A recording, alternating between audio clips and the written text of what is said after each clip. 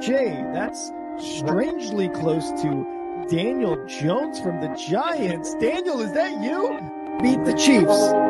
Show me. If the Broncos and Russell Wilson can show me that they can beat the Chiefs, then I will start believing. The crowd up.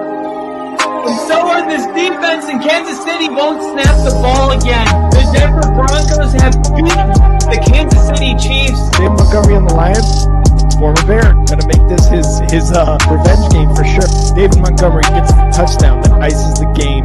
No! And there's a flag. There's flags. There's flags. There's flags. There's flags. Snap. Hold. Kick. Denver wins! Denver wins! Let's go! They open. No! What happened? Oh shit. Yo, what's up, everybody? Welcome back to the only football podcast. Tonight, we're going to be talking about what happened to Jordan Addison. Arrested on suspicion of DUI. We're going to take a look at the life of Jacoby Jones, who we have lost too soon. Going to touch a little bit on Caleb Williams' rookie contract and a little bit on what's going on with T. Higgins, as it is going to be a Monday episode full of NFL news. And of course, we're going to end it all off with the Chives with Kyle. Let's get it.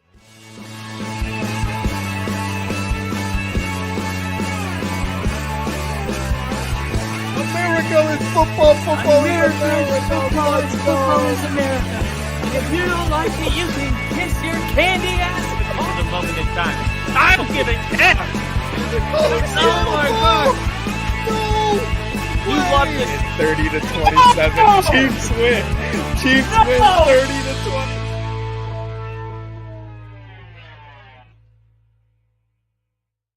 Woo! What is going on, ladies? I love how we just start it every time. Woo! Ladies and gentlemen, welcome to the Only Football Podcast. I'm Kyle, and that's Rick. I'm Rick, that's Kyle. And over the weekend, me and Rick were just talking about it. What a wild weekend. And unfortunately, we're going to start with some sad news, and that is that Jacoby Jones, former Ravens wide receiver and Super Bowl star, dies at 40 years old, which is not old. Excuse me, I just downed a whole case of strawberries. What a weird thing, right? Yeah, like I said, 40 years old is not old. He passed away in his family house. And Jacoby Jones and me have a really interesting relationship. I don't think Jacoby Jones knows that, but Jacoby Jones has been living in my head rent-free for about 10 years. It's been since 2012, so 13 years. Wow. I can't believe it's been that long. But, Rick, you've heard me talk about my disliking for the Ravens. Oh, yeah. You've heard me say it, and I always go to the specific play in the divisional round when Joe Flacco steps up into the pocket, throws a Hail Mary, and somehow the safety lets Jacoby Jones get behind him, and he catches that ball and scores a touchdown. It's a mile-high miracle that went the other way. And the Ravens would not only go on to win that game, but win the Super Bowl for the Ravens. But that was the signature play of that whole entire run, postseason, regular season. And I never got over it. I never got over that play. So Jacoby Jones is somebody that I knew. Like, it wasn't one of those names where I'm like, why do I know that person? No, I knew exactly what I knew Jacoby Jones from. And like I said, in a lot of these cases, I would love to talk about the family man that he is. But we just don't know that side of him. We only see the sports and the football side of him. There was a statement that was released through the NFL Players Association, and the Jones family said that he died peacefully at his home in New Orleans. We're completely heartbroken to learn about the passing of Jacoby Jones.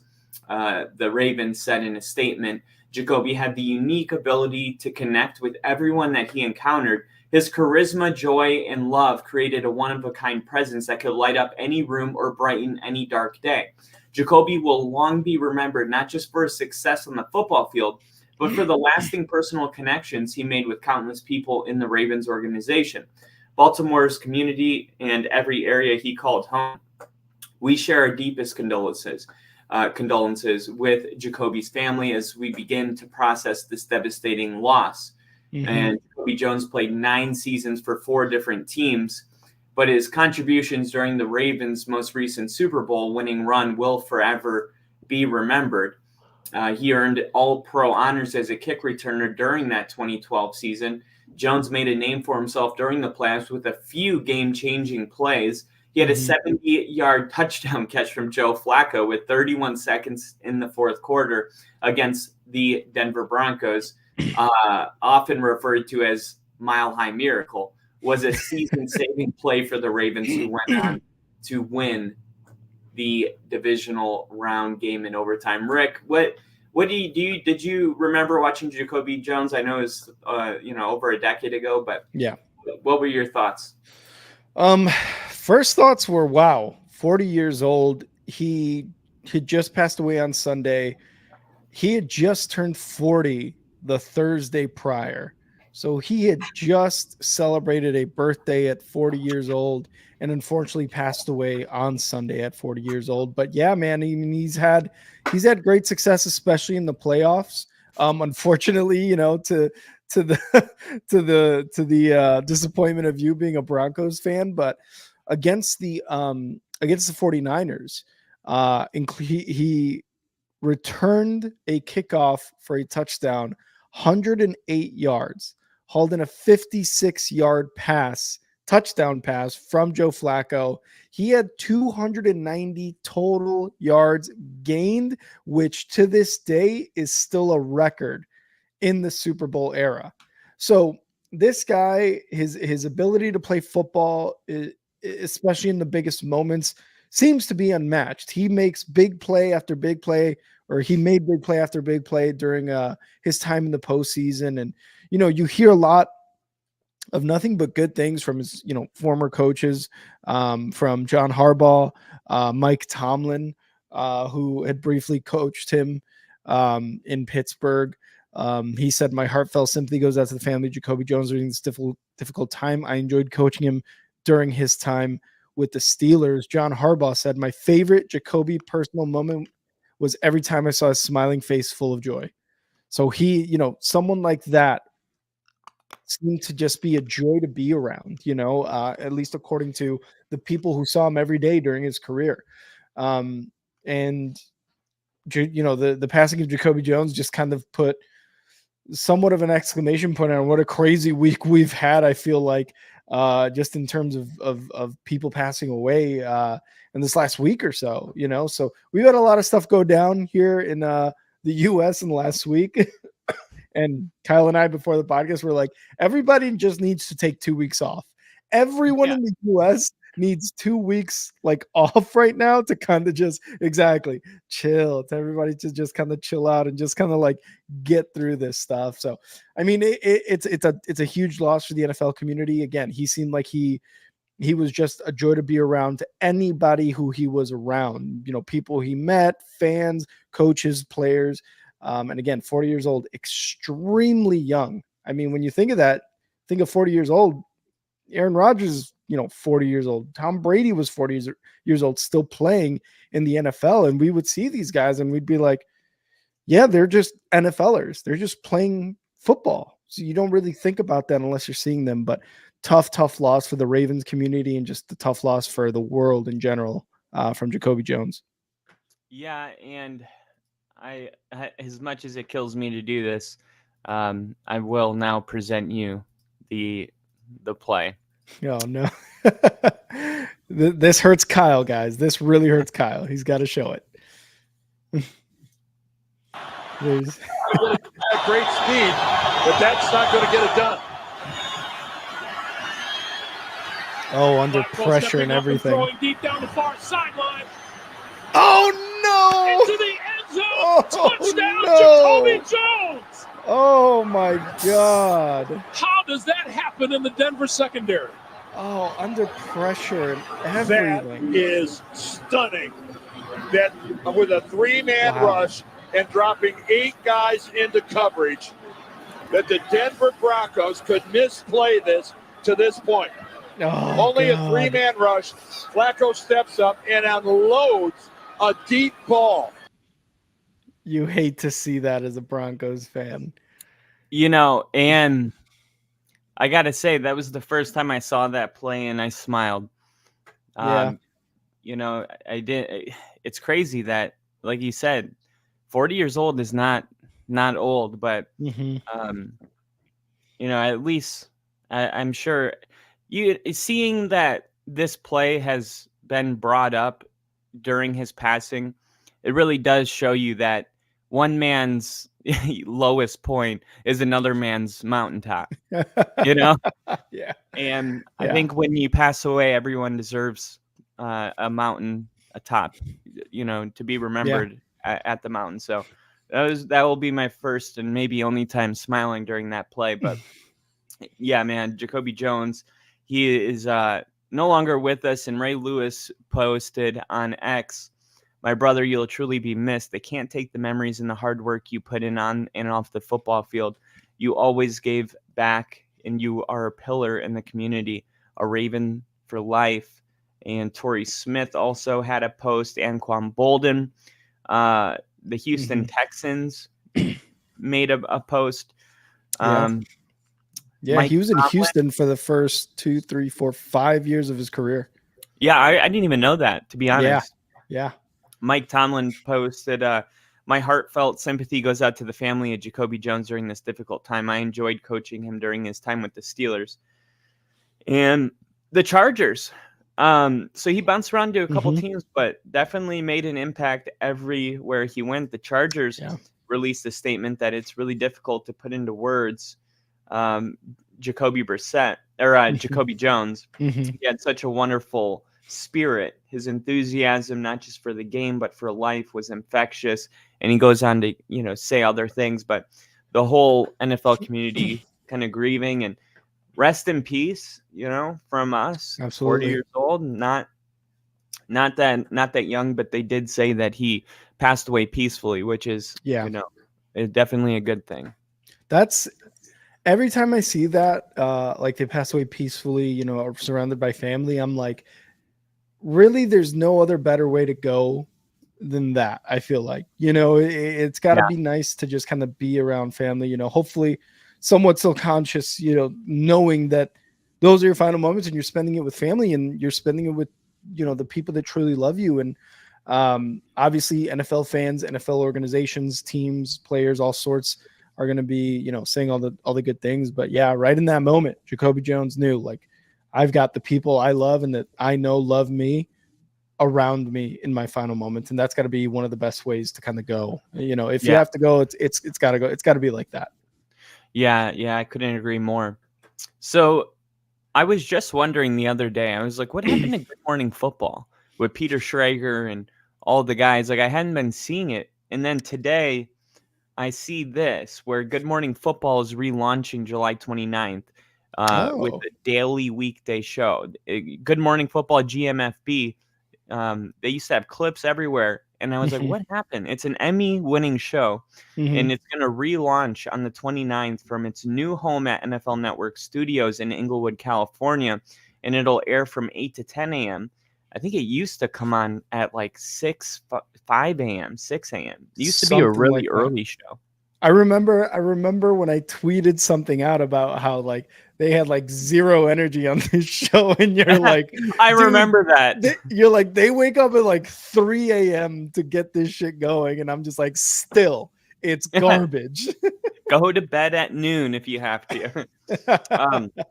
So there's going to be, you can expect a return of many of your favorite hosts with a splash of new talent. So you're going to have Jamie, Peter Schrager, Kyle Brandt. They will all be back. So excited for that. So just in case you guys too were wondering what the hell happened to Good Morning Football, I guess they took it down for a little while and they're kind of doing something different with it, but they are now bringing it back.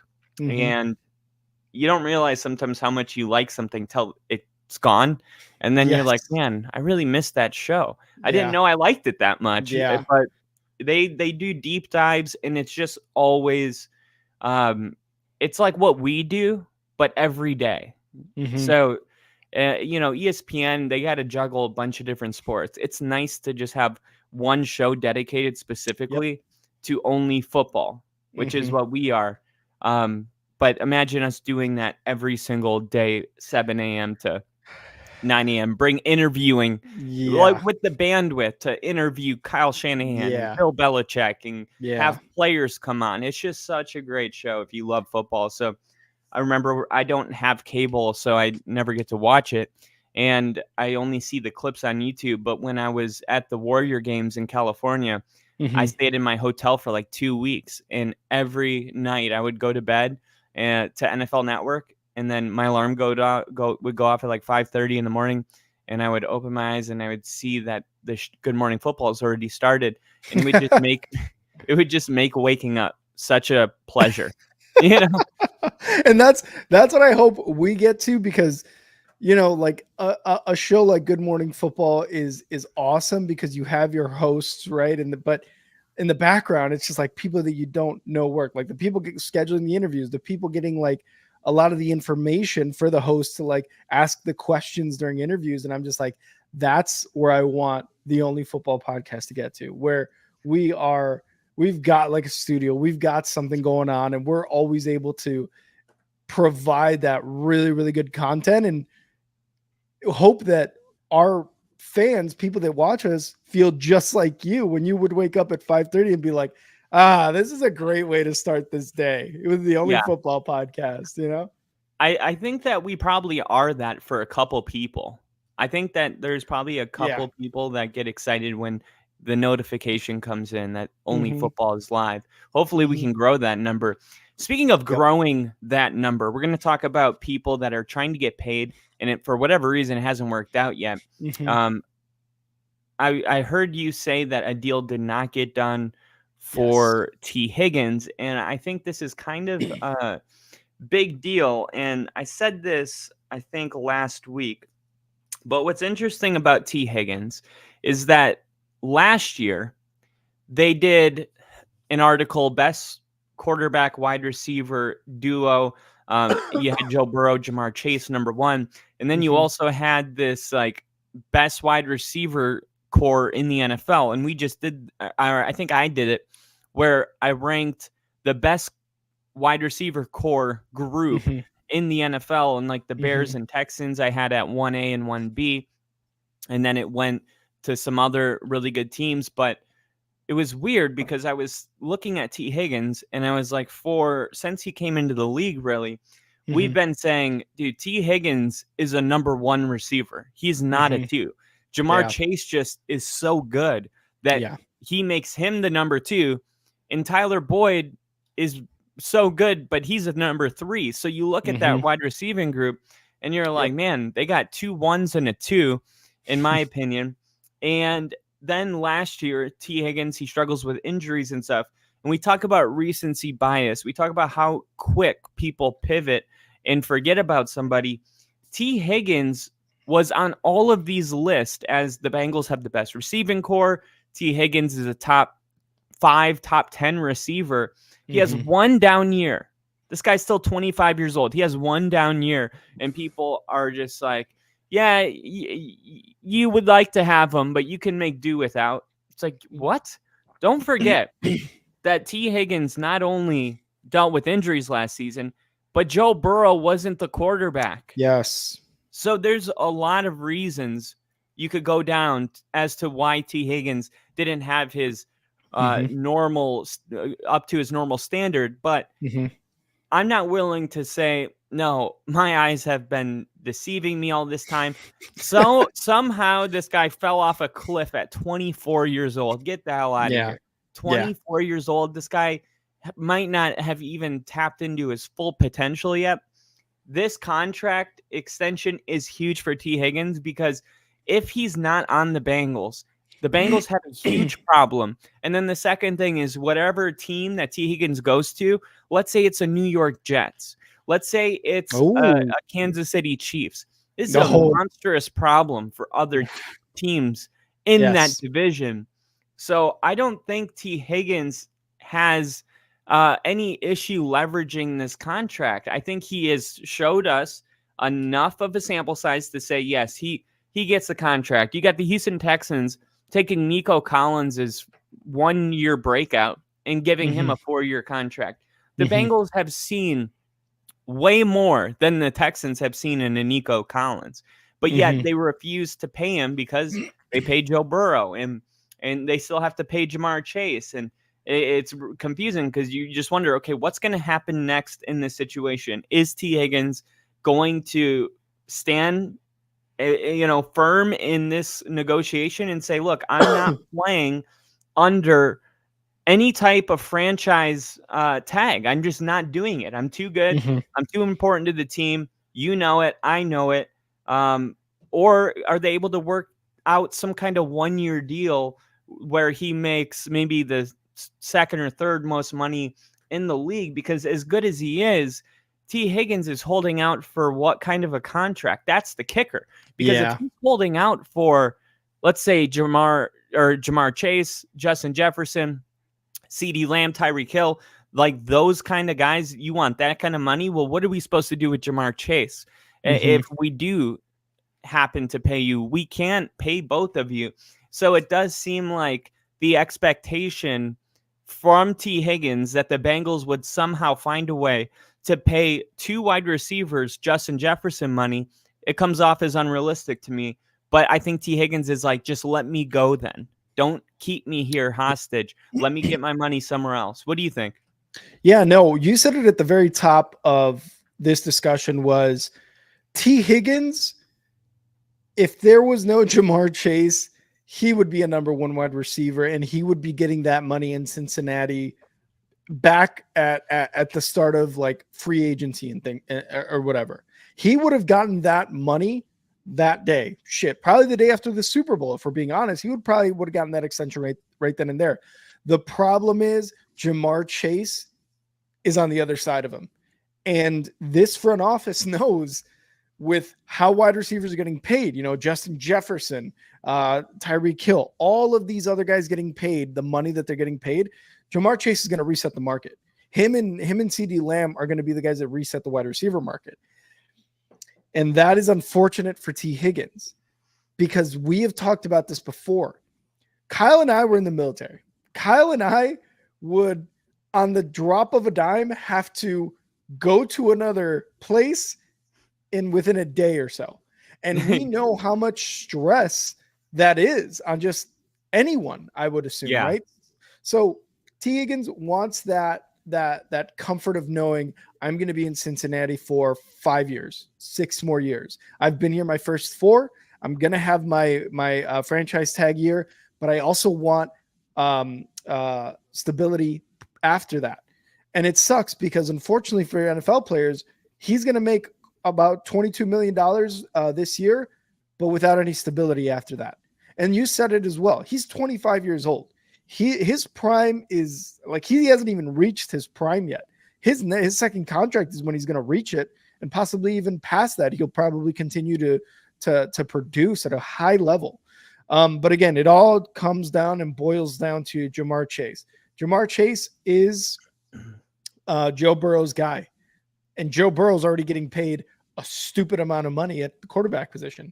There's only so much money that can go around. And T. Higgins right now is feeling that, like, back in March, he wanted to get a trade because they were not discussing a long-term deal. Then they were like, hey, let's put you on the franchise tag, which they did. And then we're going to discuss it. They had until today to get a long-term deal done. And unfortunately, that's just not the way it's going to go. There are obviously rumbles of where he's going to go after next year, or if they trade him, whatever the possibility may be, because like we keep saying, it's just going to be so difficult to sign him knowing that you're going to have to pay Jamar Chase top dollar. And one of the things that you said was interesting was how much does he want to get paid? Does he want to be the breaker of the wide receiver market? Because if we're being honest, I don't know if he can necessarily just like want that. 2 out of the 4 years, he has gone over 1,000 yards, with those 2 years bringing in 74 receptions total, single digit touchdowns, all 4 seasons. Again, I don't know if he can actually just go into that front office and be like, I want top dollar. I want to break the wide receiver market. I don't know if he's better than Jamar Chase. I don't know if he's better than Tyreek. I don't know if he's better than Justin Jefferson. Again, he's only 25 though. So there's plenty of potential. Now, looking at what's going on with that, CBS has listed some potential landing spots, one of them being the Commanders, the Patriots, the Jets that you mentioned earlier, the Chargers as well. So maybe those guys will want to pay him. Maybe a Patriots will want to pay him. Maybe a Jets will want to pay him. Maybe even a Chargers. They've got Quentin Johnson there. Lad McConkey's there on a rookie deal. Bringing in T. Higgins on a big contract to be a number 1 wide receiver for Justin Herbert, not a bad idea. But yeah, man, it sucks because, like we said, Jamar Chase is on the other side, and he's going to be commanding a lot more money, possibly wide receiver market breaking type of money. Yeah, I mean, you know that the Bengals want to keep him, and he's developed really, really well into I think the best wide receiver too in the league, arguably. And the Bengals director of player personnel, Duke Tobin, said something similar to what'd you say? What a name. Duke Tobin. Duke Tobin. He said, we feel like we're a better team with him. Duh. At the annual scouting combine following the team's decision to tag Higgins. So the timing of these statements are important. The reason we franchised him is because we would like to have him. Okay. Yep. He fits us perfectly. But Tobin also told the Bengals website in January, everyone on our team would like T. Higgins back. There's a pie. There's things we can do, and there's things we can't do because of it. And that's the true bottom line here. The Bengals can't afford T. Higgins. And that is why the Super Bowl window is so important to capitalize on. Yes. This is where the Texans find themselves right now. This is where teams that haven't paid their quarterbacks find themselves. This is where the 49ers are at. That's why they can have Debo and Brandon Ayuk on the same team and Christian McCaffrey. Eventually, though, you pay Joe Burrow and you want to keep his number 1 receiver, somebody he played with at LSU. Nothing against Clemson, but T. Higgins and Joe Burrow didn't play together in college. If one's got to go, it's not Jamar Chase. I was going to say, take him to Jacksonville. Get him back with his boy Trevor. Dude. Insane. Right? That might be a really good take. Yeah, that might be a real possibility too. Yeah, and the question is, it's like, okay, Higgins is eligible to sign an extension with the Bengals following the 2024 season, but it's far more likely that he's going to hit the free agent market next March. So I think it's just like what you said about the military. This is not necessarily about like the money. I think the money is a big part of it, but I think it's also like, don't give me the runaround. Like, let me go to my permanent home. Let me go somewhere where the fan base can wear my jersey and know my name. People are already starting to look at their Bengals T. Higgins jersey and they see that it has an expiration date on it. And that's not a good feeling for a player, for a fan, for anybody. But think about this. All right. The owner and the upper office, they go, well, if we can just tag you for 1 year, we have one more shot at getting to a Super Bowl. And it's like, wouldn't that be something that would interest T. Higgins? Because nothing increases your value like coming off a Super Bowl win. And he's been in a Super Bowl.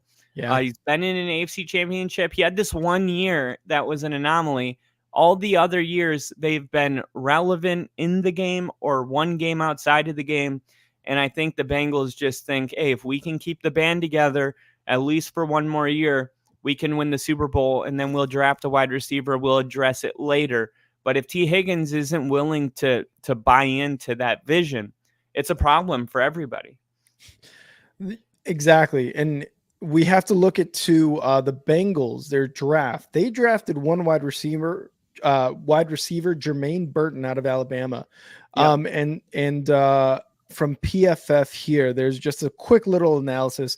Despite sliding a bit due to some off-field concerns, Burton has a 3-level skill set with great explosiveness and impressive ball skills. He didn't drop any of his 57 targets this past season and could be a solid complement to Jamar Chase and T. Higgins from day one due to his downfield playmaking ability. So if this guy, Jermaine Burton, does kind of, pan out in terms of what the Bengals saw in him when they drafted him, a third rounder, then maybe that might make them feel a little bit better knowing they have Jamar Chase, their wide receiver one, who they know is going to produce, and they've got this rookie on a 5-year rookie deal, 4-year rookie deal, whatever it is for third rounders, and they can maybe let go of T. Higgins. It sucks because T. Higgins is established production and success, and you'll get a taste of this one rookie guy and then go from there, just determining whether or not it was worth the drop of T. Higgins. But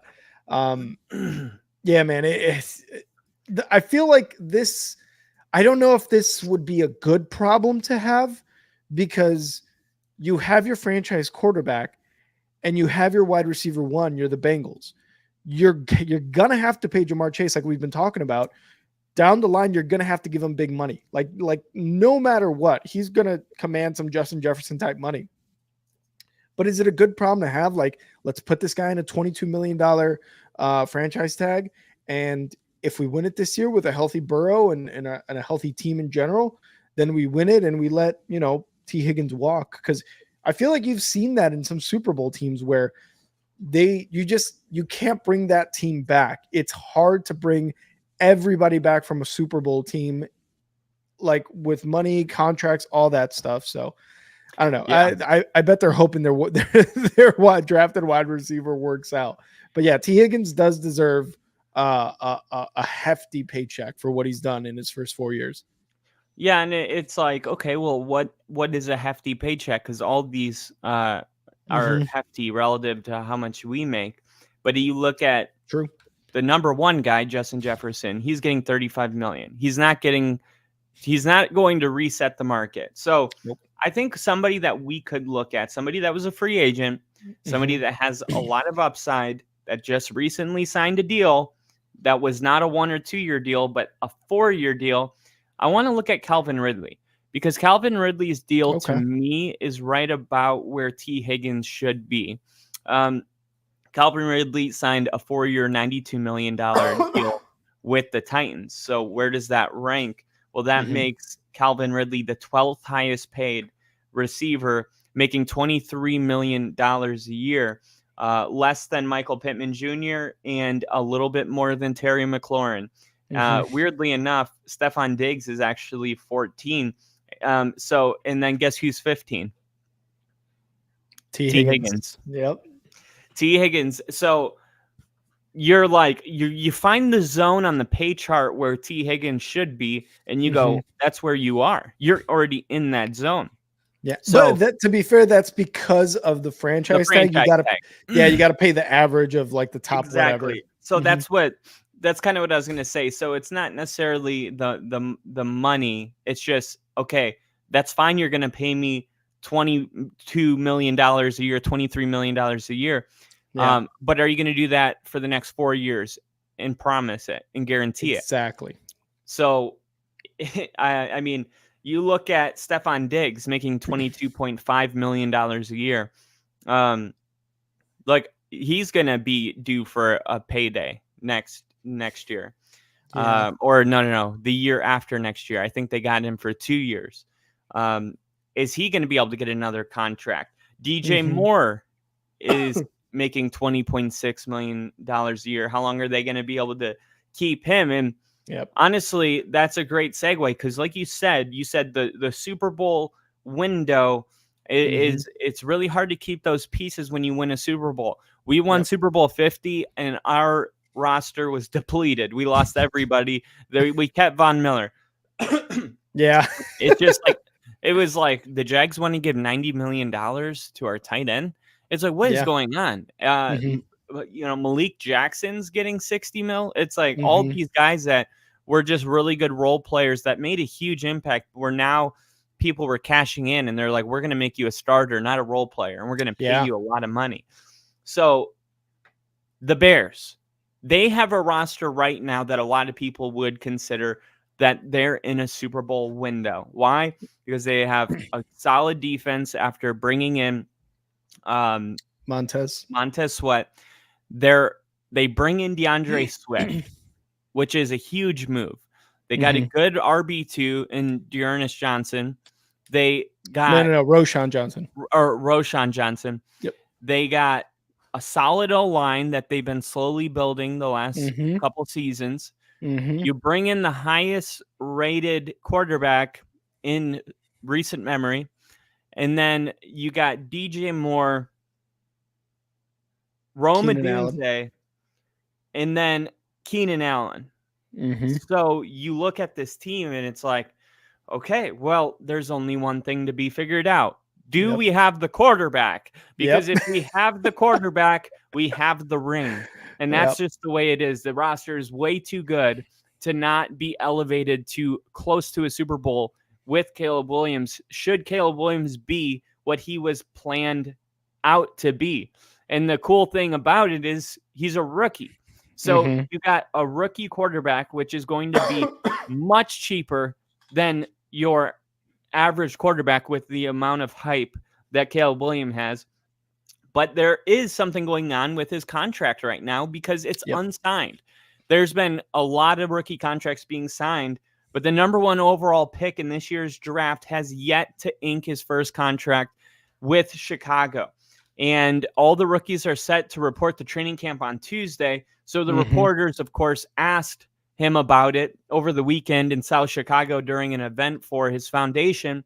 And he said he's not fretting about getting the deal done. He said, I'm not handling any of that. My lawyers and attorneys and everybody, the head of the Bears, everybody up there at the top is handling it. That's not my position. And I understand this, this position, same word, but different meaning. I understand his position because it's the truth. If I was a player, I would just play. The people that I pay to handle that stuff, they're paid to handle it. If I start talking about it, then why am I paying them? I might as well do Lamar Jackson and negotiate my own contracts. If I'm paying him, 2% of $100 million, I'm going to make them work for it. I'm going to make them earn their paycheck. But Williams not being signed makes you wonder what kind of contract is he actually looking for, which is fair to ask. Is he looking for your standard rookie contract? Or is he not? Because if he isn't, that kind of, it's not a deal breaker or anything, but it is like, it does change that Super Bowl window because the 49ers can spend all of that because Brock Purdy was making like $400,000, last year. That you get these little windows of time where you're not paying the most important position. And if that position works out, now you can get those assets. And it seems like the Bears already did that. But now we got to wait and see what is the contract going to look like because it makes a huge difference. Say he's making $20 million a year versus $40 million a year. If he's making $40 million a year, all of a sudden you start looking at the pieces on the Bears that only have 1 or 2 years left on their deal. And you go, we might not be able to afford them to an extension. We might not be able to keep the band together, which is that's the upside of drafting a quarterback and going with a rookie quarterback. So it kind of, it's an interesting thing. And you're a Bears fan. So do you think Caleb Williams is looking just to be the highest paid rookie of all time? Which isn't crazy because that's what all players do. They want to reset the market for, their respective position and the timeline that they're getting this contract.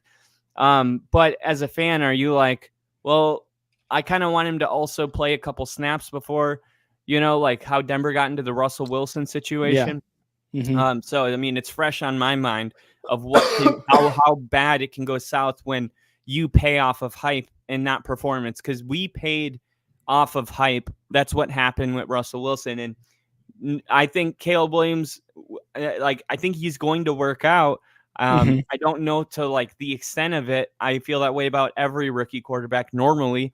So I would want him to play a snap before handing him, $30-40 million a year personally. Yeah. And I mean, Joe Burrow didn't do that. Trevor Lawrence, like these guys just got paid. Yeah. So that type of money. And when we talk about draft picks, rookies, right? There is, per the NFL, like all of this stuff. I think after it was either who was the Raiders quarterback? Jamarcus Russell. I believe it was either after Jamarcus Russell or after Sam Bradford when those contracts were given out to them, and they turned out to be pretty much busts. Sam Bradford, he was just made of glass. Like he just kept getting injured. So he kind of had a shitty luck. They set caps on rookies. So Caleb Williams, I think the most he can make a year is close to about 10 million. And Bill's got it here as well on Spot Track's Twitter right now. Caleb Williams, 4 years. It. That's the point. Right, exactly. But there is a cap no matter what to the rookies. And it's about $10 million with the 5th-year option. And just like, for example, when we were talking about Justin Fields over the offseason, his 5th-year option, I believe, was just a little bit above $20 million for that 5th year. Obviously, if you want to extend, then you can agree on terms, blah, blah, blah, blah, blah. But he hasn't signed it. But this right here, what Bill's saying, 4 years, $39.5 million is what is estimated to be. What the big situation, I want to go situation here because it's not necessarily a situation, is there are things in that contract that are specific. One of the things here that CBS says, there are different ways Williams could negotiate for when he gets paid a signing bonus, activities that will void guaranteed money, and if Chicago would receive some cap relief for guaranteed money if/when a player is released or signs with a different squad. So it's not necessarily the figure, it is how that figure gets paid to Williams, whether it be a signing bonus, whether it be guaranteed, whether it be a hey, do you make rookie of the year? Are you the offensive rookie of the year? If so, bam, here's this, right? Here's this guaranteed. So what I think I guess the stress that people are feeling about this is just that. When will he get paid? How much will he get paid? And in what year? And in I guess per what terms? Well, real quick, I the way I understand it is that Williams doesn't have his contract signed yet because he doesn't have an agent. So the agent, yeah. So I just want to make sure we're on the same page here. So he says he's not handling that, but the question is like, who is handling it? Because the lawyers are not permitted to handle. Lawyers and attorneys are not permitted to discuss contracts with NFL clubs, and Williams technically has to be the one to negotiate it, despite him saying that he's not handling that. So per the NFLPA regulations, he has to be the one handling it until he gets an NHLPA certified agent. Currently, he doesn't have one. So that's kind of the confusion I have is like, is he trying to get one or what? And that's where I'm confused too, where he said the quote, I'm not handling that. Because like you said, per the NFLPA, if he does not have a registered agent, he has to do the negotiating with the Bears himself, just like you mentioned it earlier, just like Lamar Jackson. He had to do that shit himself. He didn't want to pay the agent fees. He wanted to do it himself, and he did. Finally got paid, and all that happened. Jamar Jackson and Lamar Chase. Lamar Chase and Jamar Jackson. I love it. So honestly, that is a bit of the confusion where I'm seeing this as well, where I'm like, no, Caleb, you do have to handle that. I don't know exactly what's going on behind closed doors. I think Caleb Williams right now just wants to focus on the training camp and all this other stuff. Also, another thing I heard per Bears Twitter, part of the Bears Twitter group chat that I'm in, save it for Hard Knocks when the Bears are on it. That's one of the things that is speculated to happen during the show, whether it happens episode 1, whether it happens at the end of the series of the Bears part. That is what a lot of people are speculating. And if I'm being honest, that would make for some pretty damn good television. That would make for some pretty damn good Hard Knocks episodes. Like, wouldn't you want, like, if you were in the same position, and this goes to anybody out there, if you were signing what you were hoping to be your franchise quarterback, wouldn't you want to do it on HBO Hard Knocks and then get the clips out there and do this and do that? Like, again, this is all speculation. We don't know exactly what's going on, but damn, that would actually be a pretty sick episode for that to happen. So those are the couple of things that where I'm at. Again, still very confused on Caleb Williams saying, I'm not handling that. You have to. Secondly, if this speculation is correct and he does it on Hard Knocks, that's going to be a fucking awesome move by the Bears and Caleb Williams. And third, I'm not too worried about this. He's going to suit up and play week 1. He's going to get the number 1 overall pick contract that he is, per the NFL, that he is guaranteed. So I'm not too worried or stressed about this. It's more of just like will it happen on Hard Knocks or will it not happen on Hard Knocks? That's kind of where I'm at with this right now. But it is kind of like, I read stuff like this and I'm just like, all right, man, that's enough. That's enough show business. Let's fucking get it going, dude. I'm intrigued. Mm-hmm. I'm intrigued. And that's kind of what I wanted to go into now, is talking about the Bears, because let's be real. We go through the roster and we say that it's really good. We look at Caleb Williams and we say it's supposed to be great. Mm-hmm. We look at Matt Eberflus and we say nothing. Nothing. Because is not a word. We say nothing because we don't know, and that's the truth. Like Matt Eberflus, I think after getting Montez Sweat, the fact that team stuck together and started winning games at the end of the season is the only reason that he stayed there. The other thing is that Ryan Poles, the GM, hired him, and Ryan Poles is doing such a good job that I think he's earned himself a little bit of leeway. And if he goes into the room and says, hey, this guy has what it takes, they're going to listen to him when he's making all the right moves. Yeah. But Chicago's quarterback problem is well known around the league. They're the only team to never have a 4,000-yard passer, and they're the only franchise to never have a 30-touchdown passer. The Bears have tried and tried and tried again, but this is the position that they haven't been able to get. But that was then. This is now.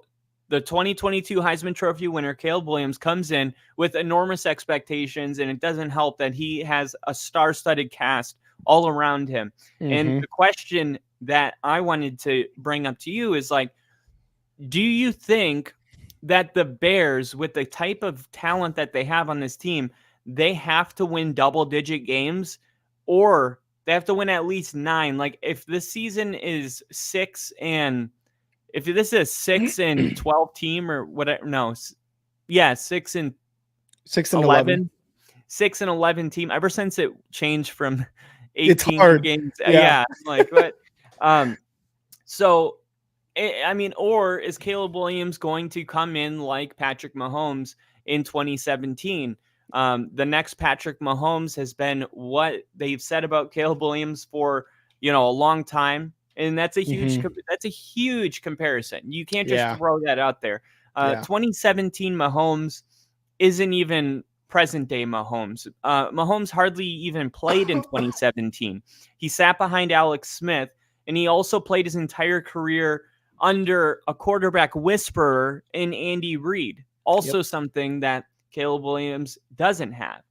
He's getting thrown right into the fire here without the luxury of having an Andy Reid, one of the all-time great play callers, a Hall of Fame coach.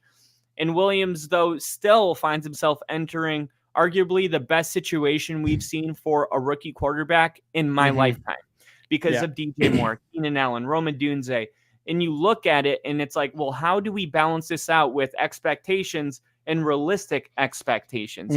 And how many losses is too many?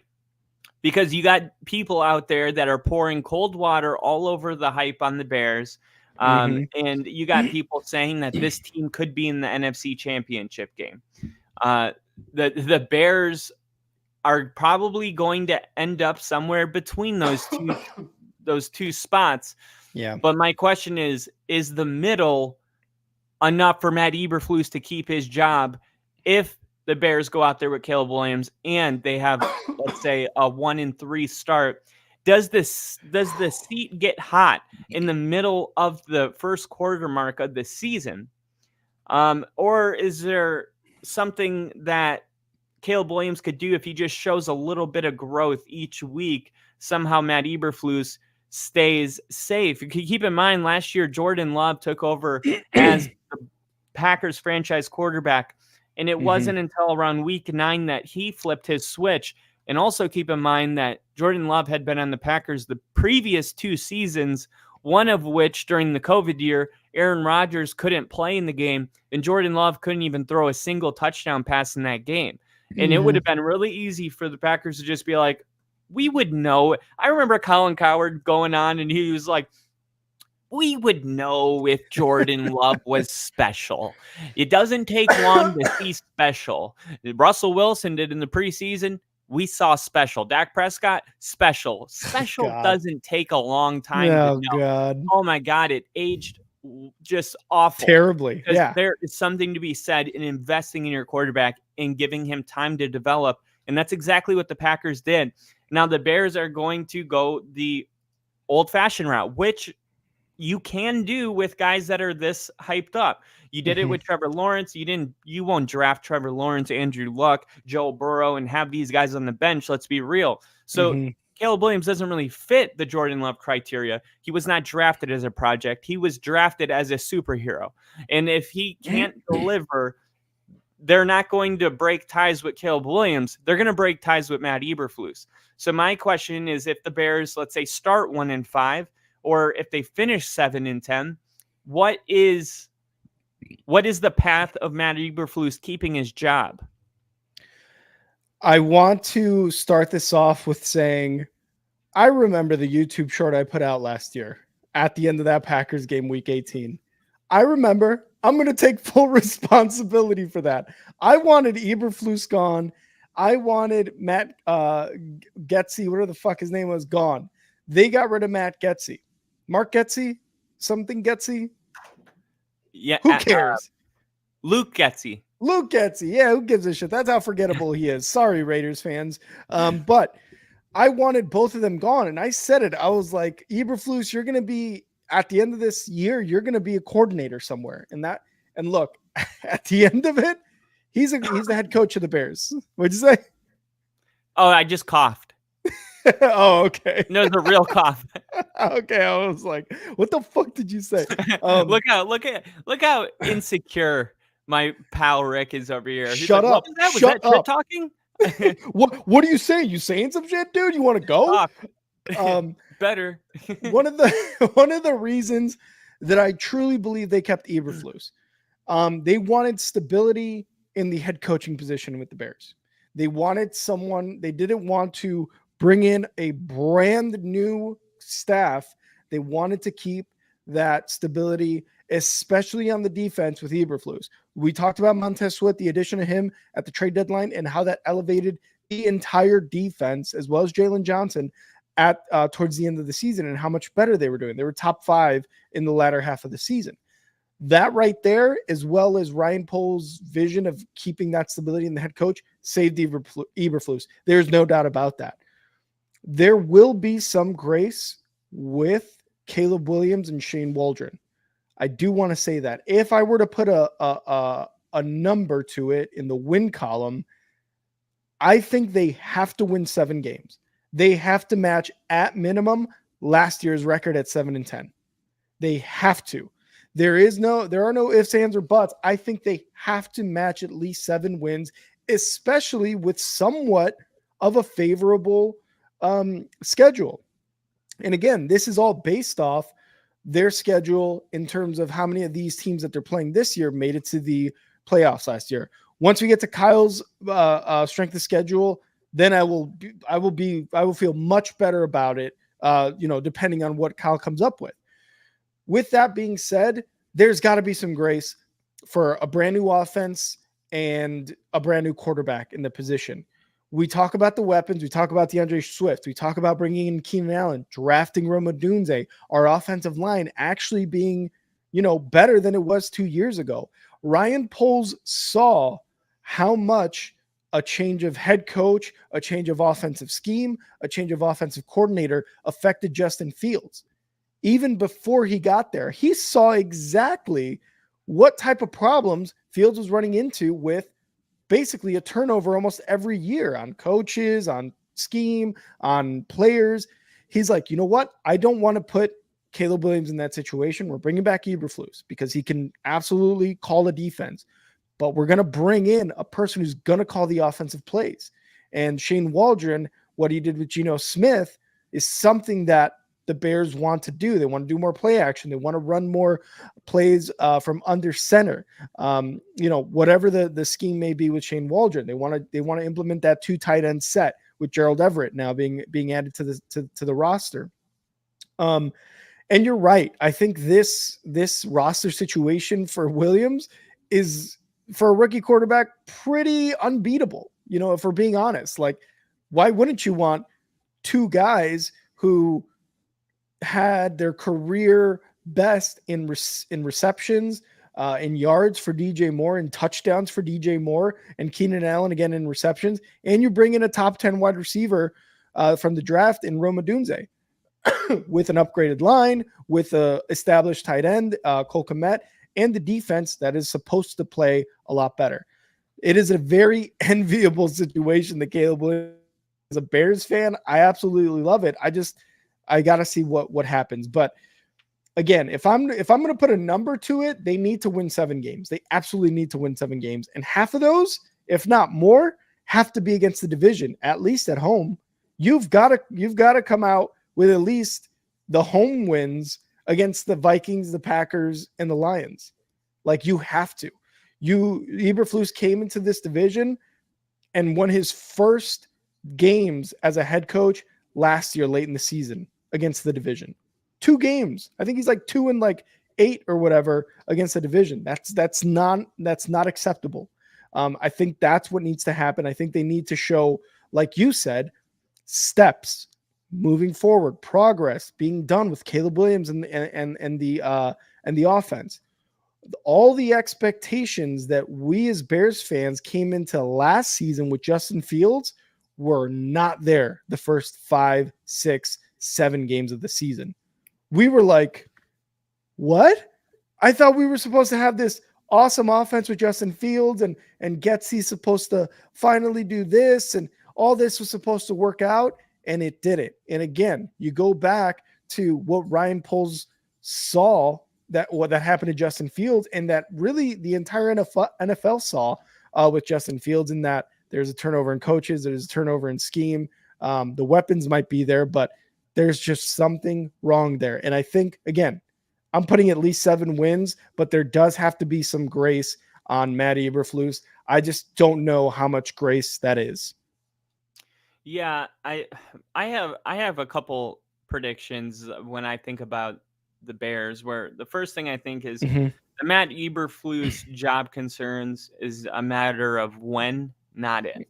I think at some point early, when the Bears are off to a so-so start, I'm not predicting a terrible start. I just think it's going to be some good, some bad. I think at some point the defense is going to blow a huge lead, and Eberflus's job is going to be, they're going to be coming for his job. And then also, I think there's going to be a lot of panic if Caleb Williams doesn't throw a single touchdown pass week 1.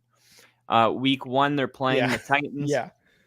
And keep in mind, though, well, let me just ask you this. With the history of the Bears, it kind of makes it a little salt in the wound here. But if Caleb Williams goes out and he doesn't throw a touchdown pass week 1, is that something that you would be concerned about? Because it's easy to go, Joe Burrow and CJ Stroud didn't throw a touchdown pass their opening game, and those guys worked out. And he only needs 12 touchdown passes to break the rookie quarterback record for the Bears franchise. Wow. So I think he'll shatter that. 12 is not, so there's this weird thing, but the bar is so low. Yeah. Because of the history that Caleb Williams could not throw a touchdown pass week 1. He could take some time to get going, and he could still end up shattering these records. But if Caleb Williams doesn't throw a single touchdown pass week 1, are you going to be able to have kind of the foresight to put this into perspective and go, it's okay, there's been a lot of great quarterbacks that didn't throw a touchdown pass? Or is it like, no, this is the Bears, burn it down? I want to say I will have the foresight. I cannot and will not guarantee that, because also another thing that has to happen is I have to see how that game goes against the Titans week 1. Does Caleb Williams look effective passing the ball? If there's no passing touchdowns, there's definitely going to be passing plays. Is he on time with his throws to Allen, to Moore, Rome, Komet, France, Spain? Is he on time with these throws? Is there a good natural flow of the passing game? Is DeAndre Swift just going off like DeAndre Swift has done for the last 3 years? It seems like, and especially with the Eagles, right? Is the running game just overwhelming the defense of the Titans? Something to that extent. How does the offense look? If Caleb Williams didn't throw a touchdown in his first game, I want to say that I won't be worried at all. I just have to see how the entire offense as a whole was operating that game. Because this is one thing that I feel like, like you said, you talk about the Bears and you talk about how the bar is so low that we get to these like, I don't want to call them necessarily ultimatums, but it's like, well, if this happens, like the Bears are fucked this year, right? Like some fans are like that. And I get like that sometimes, but I feel like I've calmed down a little bit. But then you see my older and wiser. I've gotten older, wiser, but also angrier. So I think that just kind of supersedes everything else, all the wiseness that I've gotten. But yeah, man, I don't know. If he doesn't throw one, I just have to see how the rest of the game plays out, because if this offense comes out looking like just absolute dog shit like they did last season against the Packers in game 1, I'm going to have a stroke, I think. I mean, are you going to wear Bears gear week 1 if they win? No, remember, they got to win 5 games for me to wear my stuff. I thought you just had to be proud of them again. No, it was 5. It was 5. I want to stick to it. If you're going to stick to your Mahomes, frame the Mahomes jersey in the back, I have to stick to this. That's going to be insane. I know. We both got things to look forward to.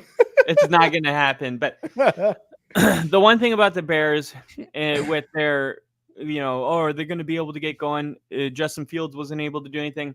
The Bears have been first and second in rushing the last 2 years, and they've passed the fewest of any NFL team. So I think so the situation is now going to be reversed because they have an offensive line that is accustomed to blocking, and they're going to be running more of a conventional offense's running game. I think they're going to be setting up the run to really set up the pass. I think that the Bears just have too many weapons to go unbalanced in any way. And it's not like they're going to abandon the running game. They brought in DeAndre Swift. He's going to be the guy. And I think the end result is going to be a pass-happy Bears offense. And Caleb Williams I mean, he's going to have that opportunity in a way where it's like easy to bring up the previous seasons, but the play call and the actual players on the team is different. So I don't know if it's fair to do that. It's almost like a clean slate where you're like, you know what, I know that these things have happened. Look, offensive coordinator Shane Waldron's team ranked in NFL possession time at Seattle. 2021, they were last. 2022, next to last. 2023, last. Wow. So Shane Waldron regrets Seahawks' inconsistent running game versus the Titans. He says he needs to stay more committed to it as the game goes on. The problem is we've heard this in Seattle before. And is he going to be able to make those adjustments? Who's the guy you're like, okay, fine, Eberflus isn't an offensive guy. Is there a guy on the team though that's like, how do you feel about the OC? Like, how do you feel about the quarterback coach? Like, do you feel like there's at least somebody to lean on within the Bears organization? Because it's one thing to have a stagnant offense with a rookie quarterback. It's another thing to have someone like Caleb Williams in that pickle when you don't have Andy Reid in your corner or Sean McVay or Kyle Shanahan. That's the problem that the Bears are going to have with getting people to buy into Matt Eberflus, because it's like, this is a results-driven league, and you just can't have that much talent. But they're going to be coming after the wrong guy because Eberflus isn't the offensive coordinator. But that's just the way the cookie crumbles in the NFL. It's not about if it's the right guy. He's the leader of the team. The buck stops with him. So who are the Bears really leaning on? Is it the quarterback coach from the Rams, I believe, or the 49ers quarterback coach? I think it was QB coach. Let me just double check. Kerry Joseph. The Bears on Friday hired Kerry Joseph as new quarterback coach.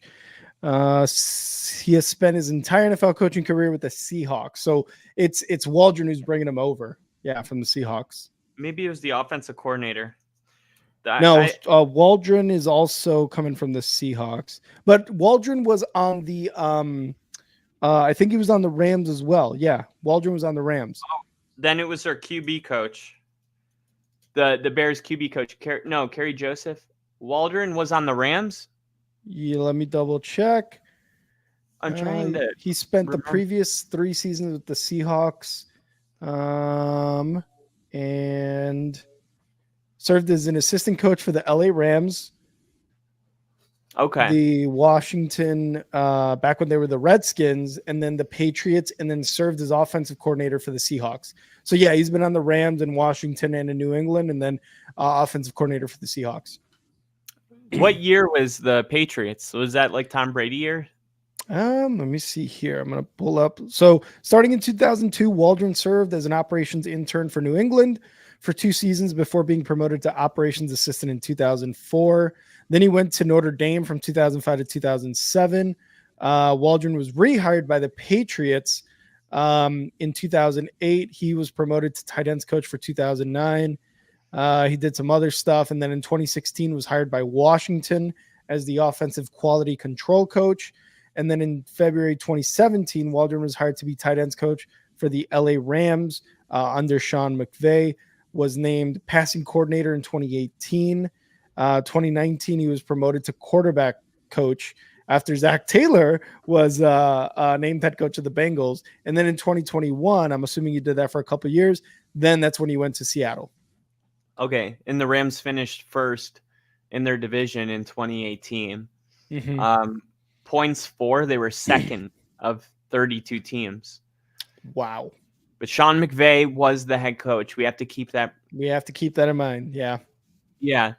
But so I guess that's how the Bears are feeling right now. You know, Shane Waldron, like it's just kind of in Shane Waldron we trust.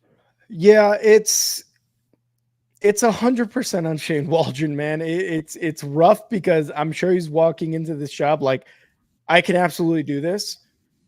But whether these guys tell you or not, there is a ton of pressure on them. They know how much a 3,000 yard plus passer, 30 touchdown plus passer means to the city of Chicago and the Bears. So there's a ton of pressure on him. Just like Luke Getsy, when we got Luke Getsy, the thought behind that in terms of my eyes as a fan was, I hope Luke Getsy is being poached from the Bears as a head coach somewhere. I do hope that happens to like a Shane Waldron, because that just means we're doing something right on our offense. Who's the Lions offensive coordinator again? Ben Johnson. Ben Johnson. Why do you keep hearing his name as a head coach? It's because he's fucking killing it as an offensive coordinator for the Lions and basically reviving Jared Goff as a quarterback. So if Shane Waldron gets to that point, that's what we would like. That's what we were hoping with Getsy, and that's what we're hoping with Shane Waldron. So in terms of who are we leaning on the offense, I mean, it really is Caleb Williams and Shane Waldron. Like that relationship between those two guys, as you know, and as every other NFL fan knows, is extremely important. Those two guys are on the same page. Matt Eberflus is head coach and basically the defensive coordinator, and they're killing it. You got to put up your end of the bargain here.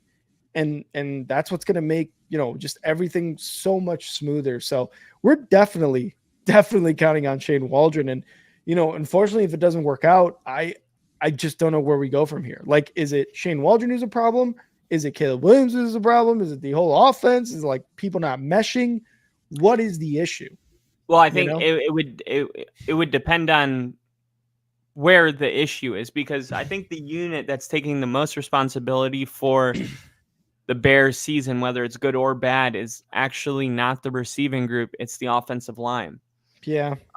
Tevin Jenkins is how do you feel about him? Like, is he going to be the guy? I think so. You do? Yeah. I like where he's been at the last couple of years. The shitty thing is with him, he does get injured. And he has been injured a couple times in his very, very short career, but he was, I believe I read he was one of PFF's highest graded offensive linemen last season.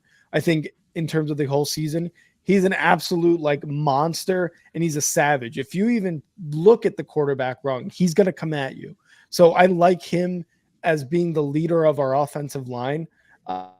Yeah, I like him. The offensive line last year, there were some times where it was not good, but you could tell from 2 seasons ago, back in 2022, that this offensive line, after they plugged and played veterans and they got rid of people that Cody White here, for example, one of them, you could tell that it started to get a little bit better. So I'm comfortable with Tevin Jenkins. The guy our rookie last year, Darnell Wright.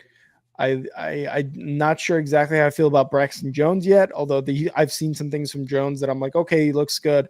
But there are definitely going to be some, I think, because we got a new center as well, the guy from the Bills. There's going to be some growing pains there. From the Rams, Coleman Shelton. No, not him. Maybe it was. Oh, the Rams starting center last year was Ryan Bates. And Ryan Bates. So the Bears, anytime you kind of put together a mixed bag of people on the offensive line, like I'll say this every single year, nobody goes into the year like feeling like they didn't address their, like, anytime you rebuild an offensive line, you feel good about it. But not every time you feel good about it does it actually translate onto the field. There's true competition between Ryan Bates and Coleman Shelton, and having that the competition is good. There's Nate Davis, a 2023 free agency pickup at right guard, entering his second season. You already talked about Jenkins. He's the longest tenure player that for the lineman position that the Bears have, and it's just his 4th season with the Bears. So, I mean, Jenkins is the one guy that you like, okay, we know what he is, but there's a lot of competition going on around. I know you drafted, who did you draft in the first round last year? That was Darnell Wright. Yep. So, he's solid, but, I mean, if the offensive line is trash, the one thing that I'll say is that Caleb Williams played behind a really bad offensive line at USC.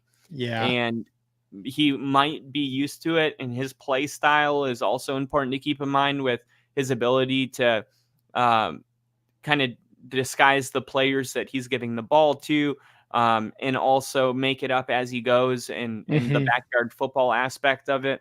Yep. But whenever you're losing games and you're a new player and there's a lot of new players around, you almost don't want the backyard football stuff. You're like, let's get good at the fundamentals. I don't want my players week one, running around like it's backyard football. Yeah. Let's at least be good at something first, and then let the backyard football be a cherry on top of my game. We don't want to be relying on that, Yeah. So I just think if the offensive line is not up to par, then you're probably not going to see a great version of Caleb Williams right out the gate. And there's been a lot of teams that thought they addressed after the Super Bowl run the Bengals made. Joe Burrow was like the most sacked quarterback to make the Super Bowl like ever. And then they spent all this money and they're still drafting offensive line. They're still bringing in free agents. Like, they're still like, we could upgrade here and here. These guys were bust. This guy sucked. Their lack of good linemen is similar to the Bears' lack of good quarterbacks. It seems like they're just like, we can't get it right. Yeah. So, I mean, that's where I would be most concerned, because like Caleb Williams, like the whole entire offense you feel great about, but the offensive line, are they going to mesh? Are they going to be good? Is Caleb Williams going to have a clean pocket, or is he going to be running for his life? The one thing that's good about that is if he is running for his life and the Bears suck, you at least have someone to put a target on. Exactly. And the crazy thing about the Bears, you saying this just kind of like, I'm like a light bulb went off. I was like, man, really the two worst parts about this Bears team is the interior defensive line and a couple spots on the offensive line. So really that is the worst part. The wide receivers are good. The tight ends are good. The running backs, pretty damn good. Caleb Williams at quarterback, hoping he's good. The linebackers are really solid. The cornerbacks are good, and the safeties are good for the Bears. It's just the trenches where, obviously apart from Montez Sweat, it's the trenches where it's really kind of like a struggle and a toss-up. Albeit some pieces that are good, Tevin Jenkins, Montez Sweat again. Those are the ones that are going to be like, if it's an issue, it is going to be a glaring issue. Like you're saying, if the offensive line struggles, they just keep getting shit on. It's going to be like, well, Caleb Williams is running for his goddamn life. And like you said, it's great that he can operate kind of on the fly like that and extend plays. But if you want him to have a career like Tom Brady, which is something that he wants to definitely have a career like that, you got to get an offensive line around him that is going to work and that's going to let him take a 3-5 step drop, whatever it is, comfortable in the pocket, and then sling it. Do you feel good about your fullback? I feel great about fullback. Yes. Okay. Is fullback's really, no, I'm serious. Fullback is a sneaky important game. Yeah. You look at the 49ers and Kyle Juszczyk. You see like what he does for that team. Yeah. And you go, man, do we need a good fullback? Like, where's our fullback? Who is he? What's his name? Yeah. Right. So like Kyle Juszczyk is clearly the best fullback in the league. I don't think it's even close when you see what he does as a pass catcher, as a blocker, a run blocker. He is just amazing. And the 49ers went up to him and they asked him, hey, man, we want to request that you take a pay cut. Kyle Juszczyk, he didn't really take that kindly because he said he was hurt. He said, I'm the best fullback in the league. The fullback position, like I said, it's not one that every NFL team even uses on the roster. But when you see the 49ers do it, especially with the best one in the league, it makes you wonder if your team should invest some resources into getting one. Juszczyk agreed to restructure his contract to create a new 2-year, $9.1 million deal because that move cleared nearly $4 million in cap space for the team in 2024. and he did it. I mean, he did it. But this is the truth about it. Honestly, it hurt when talking about John Lynch, came up to me and asked. I wasn't necessarily expecting it. It kind of hurts your ego and it hurts your heart a little bit. I understand that it's a business, but I do feel like I'm as valuable as what I was expected to get paid. And the 49ers also tried to keep defensive lineman Eric Armstead, who ended up going to Jacksonville, because he declined to take a pay cut. And when he took his services to Jacksonville, he signed a 3-year, $51 million deal. A couple weeks later, Armstead revealed he felt extremely disrespected by the 49ers for asking them for a pay cut. And look, I look at this and I go, well, I mean, you have too much talent on your team. But you look at the cap numbers and you go, well, maybe they could pay this guy. Maybe they could give this guy a little bit more. And Juszczyk said, I think this is the best team in the league, and I think we have the best chance to win a Super Bowl. I would agree with that. So this is where I wanted to be. This is where my roots are. I have a home. So we got it done. I'm back with the Niners, and so I'm happy. But we know that it sucks. It sucks to, somebody to come up to you when you're the best at what you do in the league, and you might even be thinking you're getting maybe a little more money, if anything. And they're like, hey, we're going to take some of that from you. Do you think Juszczyk is right in saying that he was hurt by the Niners even asking him? Because what he's really saying is the fucking audacity for you guys to even ask me to take a pay cut when I bring the exact dollar figure value to your team. I do. I mean, he was so important in the playoffs. He I think one of the games he had maybe 50, 60 yards receiving as a fullback. Just asking him to take a pay cut does seem a little messed up. He said, I still need to be the highest paid. All right, we can figure this out and take a cut, but I still need to be the highest paid. No knock on the other fullbacks in the league, but I'm the best fullback in the league. And I agree with him. God, it's tough for me because I have this issue of looking at both sides and presenting both sides of this argument. Me too. That's why I'm so great at political conversations, because you got to look at both sides, right? I argue with myself, and I'm like, me too. It's all in here. Me too. If you're Juszczyk, you look around the league and you go, who or what other fullback? What other fullback's name do you know? Oh, you don't know another fullback's name. No. Got it. Okay, pay me, motherfucker. The shitty thing on his end is similar to what we were talking about T. Higgins. You've got Deebo Samuel. You've got CMC. You've got what's his name now? The wide receiver. Brandon Ayuk. You got Brock Purdy, who's going to be in line for a big contract. You got George Kittle. You've got the guys on the defense. You've got so many players getting paid by this organization because they know they're in a window right now where they have made it to the Super Bowl and they've made it to an NFC championship and they know they can win it with Kyle Shanahan as their coach, that the last thing they want to do is make you the highest paid fullback. It's just they've got to be able to maneuver this, right? And we've said it on here before. These players deserve the money that they get paid, compared to the owners who are bringing in billions of dollars. It's like, yes, we get, but the NFL has a cap limit, so that's within the limits they have to work.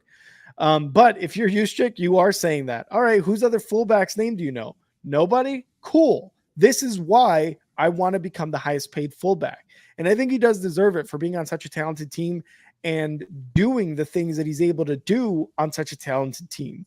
It just sucks because, again, you have to look at the roster and you're just like name after name after name after name. And you're like, and Juszczyk's probably like 10th or 11th on that list. And he's still good, because a fullback doesn't make it up to that list without being as good as Juszczyk is. It does hurt. I'm sure it hurts because he has been a Pro Bowler 8 times in a row since 2016, and he has been with the 49ers for a long time. But this is also like, you got to play the market, man. If you want to get paid somewhere else, go get paid somewhere else. But do you want to win a championship and just be etched into history for the rest of, the NFL? I think you got to take that pay cut if you're Juszczyk. NFL Hall of Famer Terrell Davis was humiliated after being handcuffed and escorted off plane in front of his family. Terrell Davis said the incident revolved around an over-exaggeration by a flight attendant. Did you hear about Terrell Davis in the situation? I did. The first thing that shocked me about this was that he only played 7 seasons. And I'm like, what? Terrell Davis only played 7 seasons? That's insanity. Secondly, do you remember the movie? And I know you do. As soon as I say it, you're going to remember. Anger Management. Oh, Anger Management. Yeah. Do you remember Anger Management? Do you remember during the opening scene when he's on the airplane and he's like, "Excuse me, miss," and he just lightly, "I just want a pair of headphones. I just want a pair of headphones." And she's like, "Did you just assault?" She's just like looking at him like she just assaulted him. Yes. From what Terrell Davis is saying, no, I just wanted headphones. From what Terrell Davis is saying, this is exactly what happened on this plane.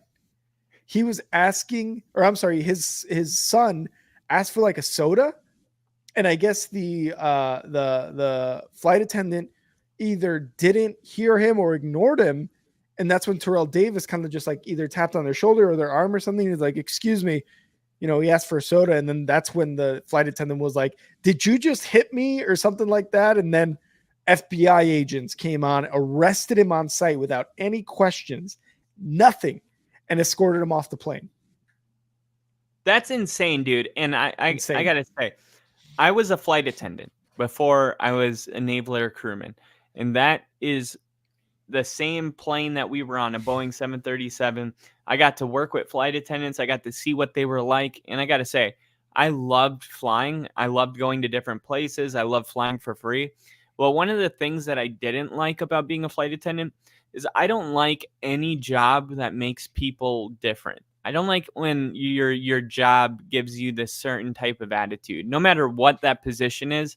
Yeah. It's just always so like disgusting to watch, whether it's somebody that, makes a senior chief that you just like, oh my God, why are you different now? Or in some cases a flight attendant. Like, I'm a flight attendant. I am the most important person on this plane. I am a doctor. I'm a server. I'm a astronaut. I'm all of these things, and some of them, instead of them being like proud of that, it like gets into their head, and they have this attitude. That's why movies portray it, because it really does happen. Do not raise your voice. It's this power trip. I'm the flight attendant. You're the passenger. I win, you lose, no matter what, because I'm the flight attendant, and we don't even know who you are. You could be a threat. You could be anything. And it's like, I've seen these unfold in front of my eyes, and I'm like, okay, first off, you're a flight attendant. Your job is to de-escalate any situation that comes up. And at least try to. At least try to. Yeah. I used to have people, when I would fly to Cuba, they didn't speak any English, and they would go, they would whistle at me. Like they wanted another bag of chips, and it always bothered me. But I was like, there's culture barriers, not just language barriers. But in Cuba, it's not rude for someone to whistle at you and be like, "Come attend to me." A lot, and also a lot of them. What I learned this from Cubans, so I'm not guessing here. I had to ask these questions because it was getting to me. I was like, I don't like being whistled at. I'm like an errand boy. I don't think anybody does. You're very right in feeling that way. Yeah. And bartenders, they don't like that either. I knew that from working behind the bar, and probably some of that stemmed from that, but it's like, not only do they speak zero English, so they don't know how to get your attention without whistling, but they also look at flying to America as a luxury event. So in their minds, they are ready to be served like a king, with the people waving their leaf at you and putting grapes in your mouth. Like that is like they're coming to America and you're just a flight attendant and it's their moment to be on top of the world.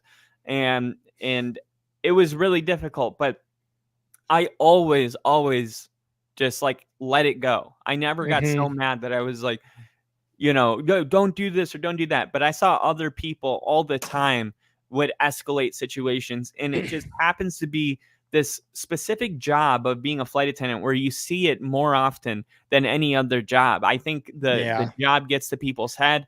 Like, no offense to any, hot chicks out there, but all the hot chicks that I worked with were like, it was like, I'm a like, dude. I'll just say there's like many ways for this career to get in people's heads. And like, it's like, you're, I don't know, man. I get it though. What I'm saying, right? I totally get it. And I think what Bill's comment here, he's saying one wrong comment and they can make sure you never fly again and end up in jail. That is a real thing. There's clearly like, who's being the jackass? Is it the flight attendant or is it actually the passenger? If it's the passenger, then absolutely don't be an asshole to people just because you think you're going to be an asshole. Like in your sense, like don't whistle at me. I don't like to be whistled and fucking snap that. Do not do that. Yeah. Right. And I just think it's a fair thing to feel and to kind of assess, especially being a flight attendant as you were, because I've been in planes where I can totally feel that vibe from them where there's flight attendants who they're just like too good. Yeah. And you're just like, excuse me. And you go to ask a question. And instead of being like, oh yeah, give me 1 second, I'll be right with you. They're like, I'm with someone. And I'm just like, okay. Very defensive posture. When there's nothing really to be defensive about. Yeah. And that's the one thing I really don't like. Like I'm like now I'm one of those people that will let things go, but it's like I don't forget. And I was at the gym the other day and I remember we got done with the workout and I like extended my hand to like help up this girl because that's what we do at the gym. It's a group workout and we high five each other. We pick each other up. It's just what we do. And everybody knows me at this point because I've been going for months. So, I can rule out that I was a stranger, but she like looked at me and like looked at my hand and then stood up on her own and then just turned her back. Wow. And I was just like, I just couldn't, I just let it go, but obviously it still bothers me. I just wonder like, what is wrong with you? Like that is kind of how I feel sometimes when people do things like that. I'm like, why would you do that? Like, why wouldn't you just be like, oh no, I'm sorry, I'm good. Or just be like, oh, thanks anyway. But just like stand up and then look at me like you have the audacity to fucking help you. Yeah. I'm sorry. I ask for help all the time. I was like, I don't know why people are the way they are sometimes. I think there's something weird going on in their heads, but it was interesting to say the least. But that type of behavior, I don't even know what to call that. I think we normally just say you're being a bitch or Karen or something. Or like an asshole. I think that is like, I think it falls into the term of like entitlement. Yeah. Maybe. Yeah. Entitlement of the job, entitlement of feeling bothered. So you're going to get defensive with someone. And it's like, or maybe you had a bad day and you're just taking it out on a different. Exactly. And it's like, it's never that serious. Like, look, I totally agree with like living your life and talking to people as if you never know what's going on in their life. But there's also a limit to that, like understanding. And there's a limit to what you're saying is like being able to kind of just let shit slide. It's like, I will absolutely let shit slide if, for example, you're having a bad day and I say something that might trigger like an emotion out of what's going on in your day or whatever. And you're like, hey, like, you just got to be a little bit graceful about it. That's all it is. You just can't be an asshole because, and as much as I don't know what you're going through, you don't know, or I'm sorry, you know that I don't know what you're going through. So you've got to give some of that grace to people. Very true. So yeah, I just think that's kind of the way you got to go about it. A little difficult is like when somebody responds that way, it's you sit there and you think about it and you're like, okay, well, I'm a benefit of the doubt person. So it's like, maybe she had a bad day. Maybe she had a bad encounter with a male. Maybe it could be a plethora of different reasons that I don't know. But but then I go, yeah, but you had a really fucked up couple years. Like you also have every reason to act like that, and you've overcome those battles, and you still put on a smile, and you still try and do the right thing. So it's like you almost wonder, like, okay, if I can do it, anyone can do it.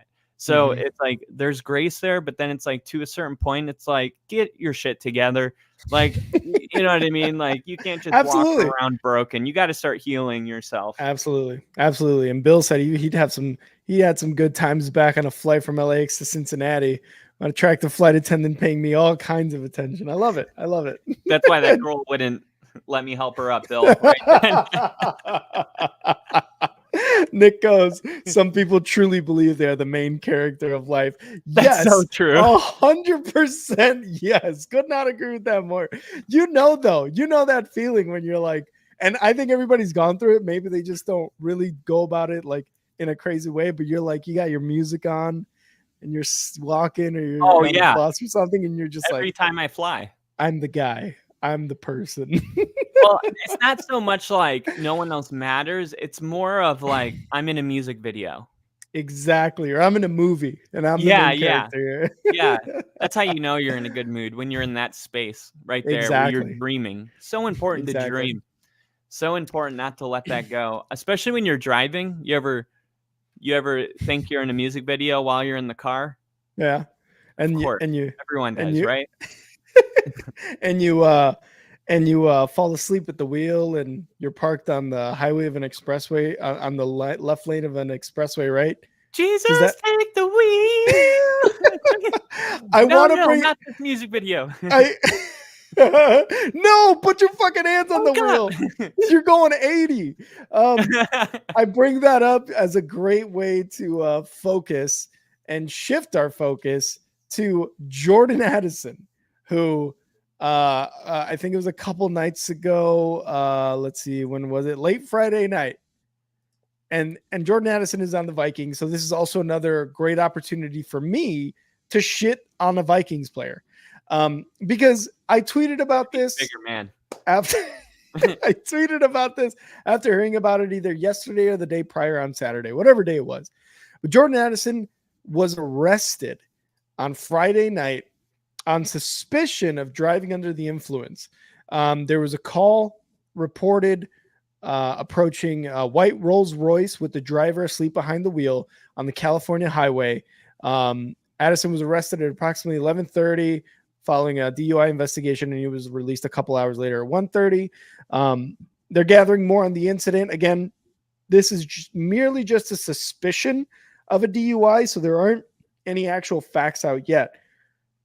Addison last season pled guilty to misdemeanor speeding charges when he was going 140 in a 55 mile per hour zone. At the time, he said it was an emergency regarding his dog. If that is in fact the case, okay, I can understand that. But if you 140 is still really fast in a 55, you got to imagine. If I'm in an emergency, like I might go 95.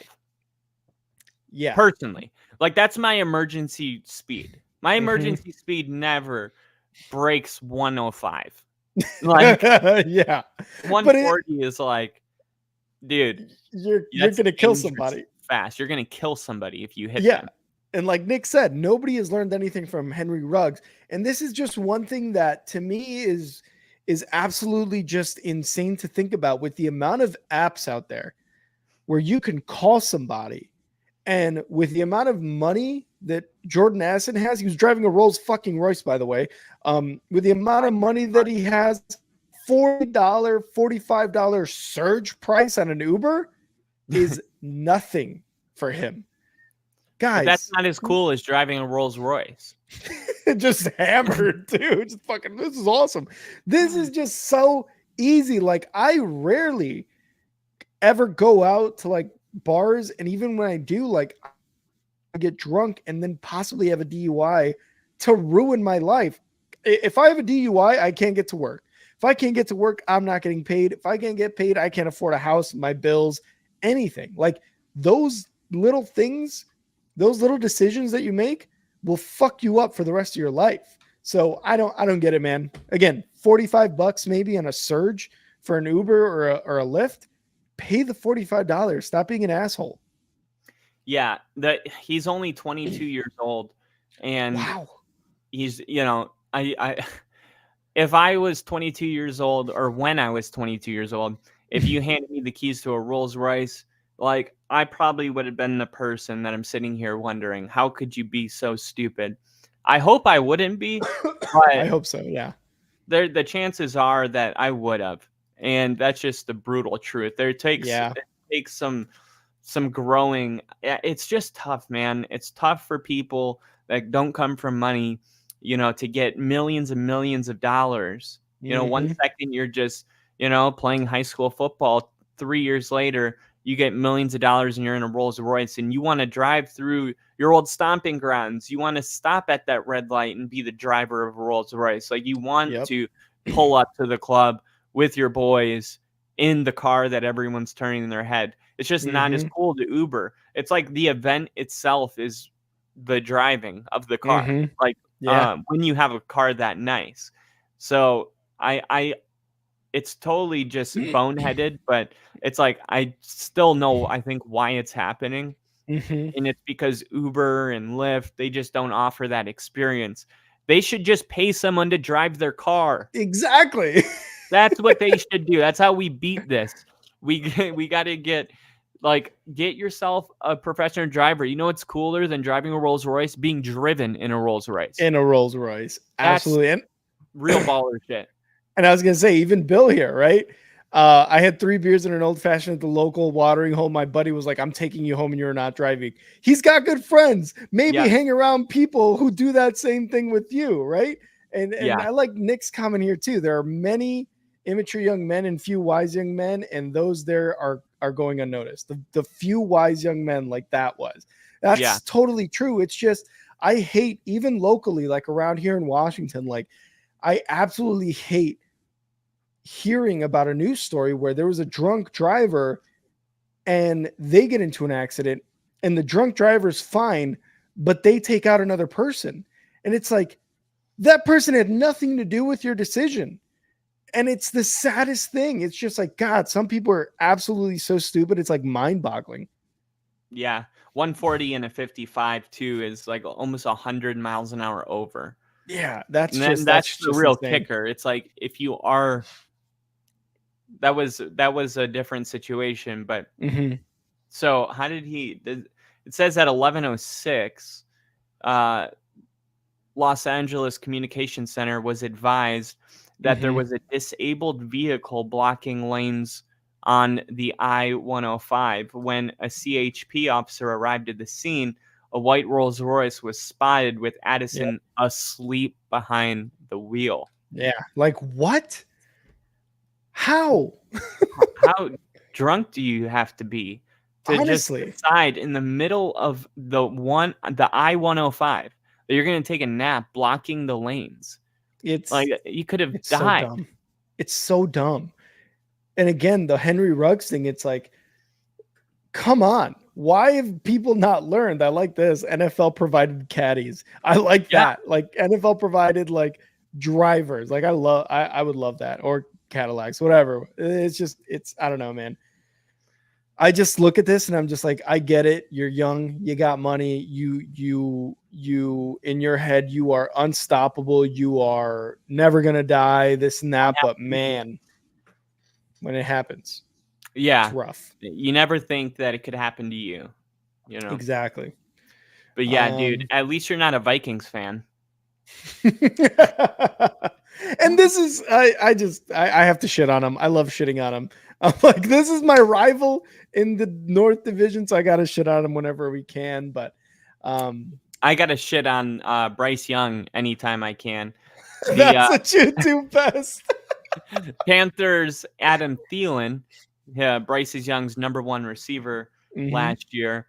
It says that Bryce Young's adverse rookie season made him a stronger leader. Bryce Young's rookie season left a lot to be desired, and I mean a lot. The Panthers quarterback didn't live up to the sky-high expectations by any means for being a number 1 overall pick, an offense that finished last in yards, last in points, while producing a 73% passer rating. Young's struggles were perhaps furthered by the shuffling of offensive play callers, which is a real thing. Like, look how Baker looked in that offense. And then he went to the Rams and looked a little bit better. Now we see him in Tampa, and it's like, maybe it wasn't Baker. Maybe it's you guys. Which is very possible. Bryce Young, I mean, for his sake, I hope so. I told Bryce after the season was over, I know this was a difficult season for you and many others, but I think it's the best thing that could happen to him. Thielen said during an upcoming appearance on Monday's edition of NFL Network's The Insiders. I truly believe he's going to look back 10 or 15 years from now and he's going to say, I'm so glad that happened my rookie year and all the adversity I had to face. The things that were out of his control that happened, I really think made him a stronger leader, stronger person, a stronger man. I'm excited to see him take what happened last year and build off of it, take some of the positives and learn from the negatives as a team as well. I'm excited to see his career unfold, and I'm glad and very excited to be a part of the first few years to see that happen. Thielen was a reliable presence last year. He had 103 catches, 1,014 yards, and 4 touchdowns. Young finished 2023 having completed 60% of his passes, 2,877 yards, and 11 touchdowns to 10 picks. That's really, really bad. So, do you think that Bryce Young is going to take a monster step this season, or do you think he's going to have the exact same type of season? God, dude, a monster step is that's stretching it, I think. Because I got to look at who their wide receiver core is right now. Deontay Johnson. Yep. Yeah, Adam Thielen, and then Xavier Leggett.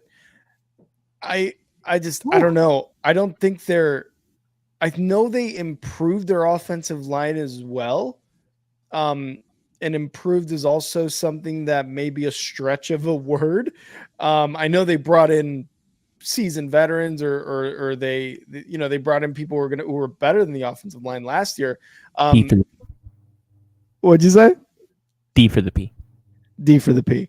I just I can't see Bryce Young making that much of a monster step. A monster step is backup NFL quarterback level for Young. Nick's right there with you, Kyle. I think maybe he can up his touchdown interception ratio. Let's see. It's at 11 to 10. I mean, maybe he can up that. Honestly, guys, I think the interceptions will be there still, because they're going to want to pass it. They are going to want to pass it a lot with these guys, with Deontay Johnson, Adam Thielen, and Xavier Leggett.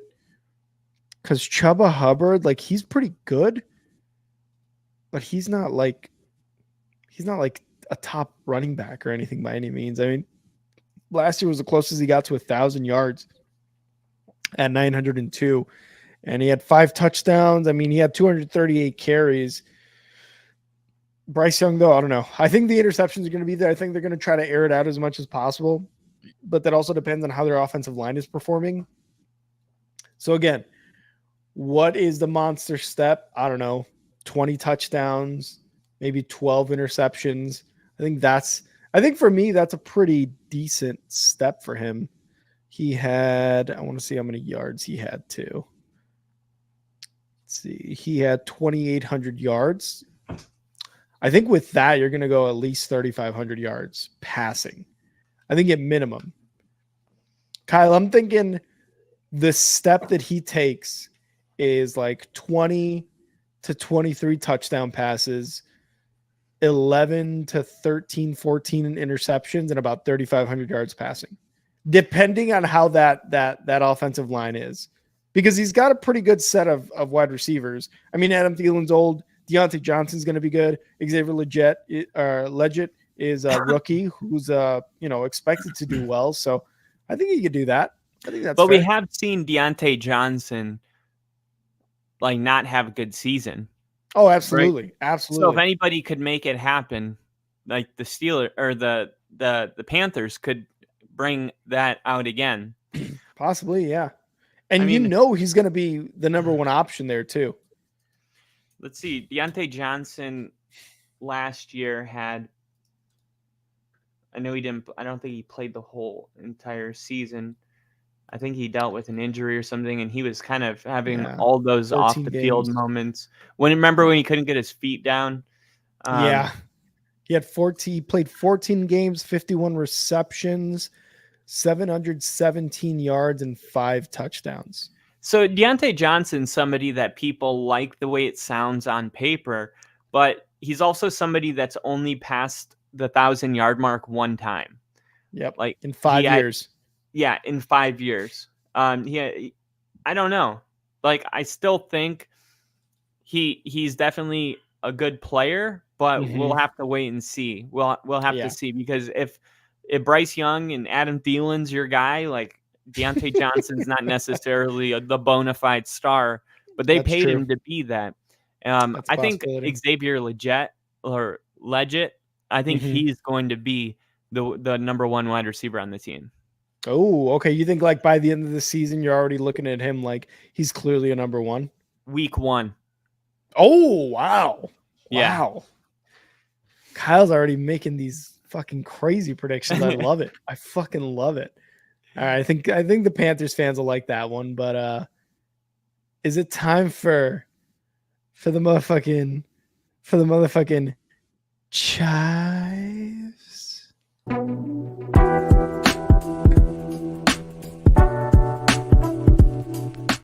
The chives. Welcome to the chives with Kai.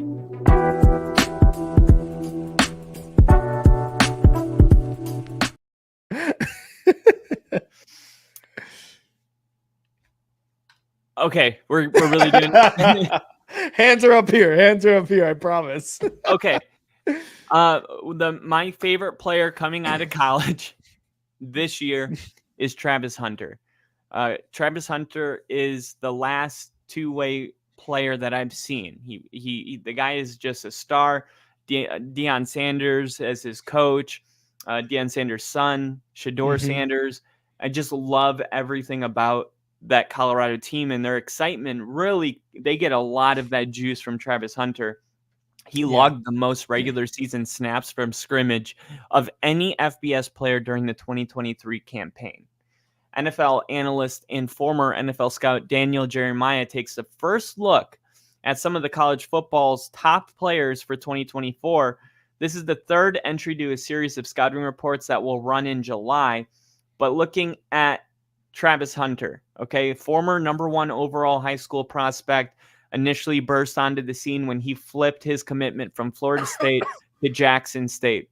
A huge recruiting story. We won't get into all of that. Heading into the 2024 season, Hunter is one of the biggest stars in college football and an absolute fascinating prospect for scouts to dig into.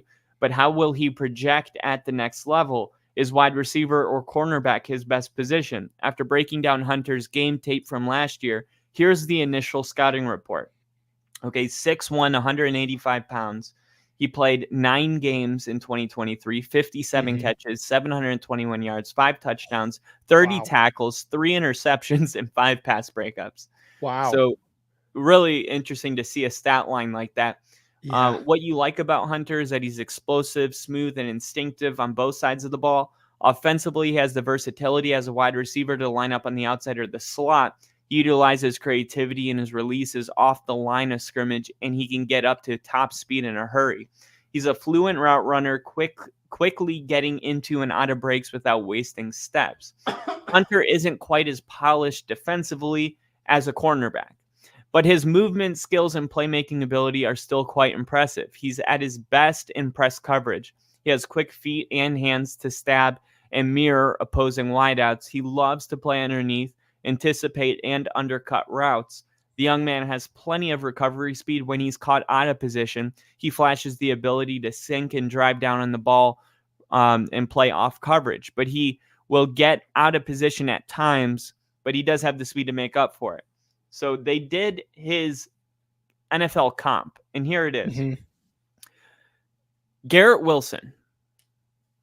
Garrett Wilson is the NFL comp. He goes, I know this is lofty praise, but his movement skills and run after the catch ability remind me of Garrett Wilson when he's coming out when Garrett Wilson was coming out of Ohio State. I loved Wilson in the 2022 draft, viewing him as the best receiver and a number 4 overall prospect in his class. In 2 years with the Jets, the former number 10 overall pick has been outstanding, producing a pair of 1,000-yard seasons despite some severe challenges at the quarterback position.